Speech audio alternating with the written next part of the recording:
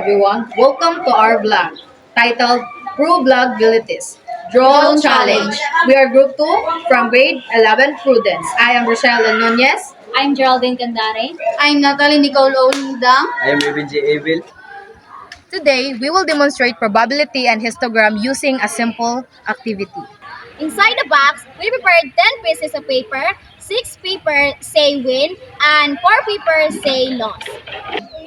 These outcomes represents a discrete probability distribution. The probability of winning is P win. P win equals 6 over 10. Each of us draw one paper.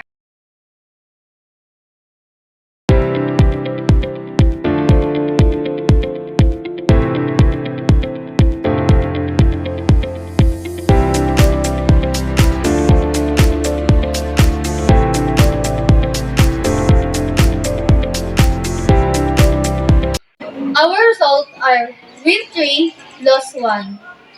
And the histogram helps us to visualize the result. The x-axis shows the outcomes win and loss.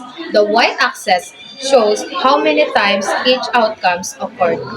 The dollar bar shows when happened frequently. That's all guys, and we hope that you've learned something about discrete probability distribution. Thank you for watching!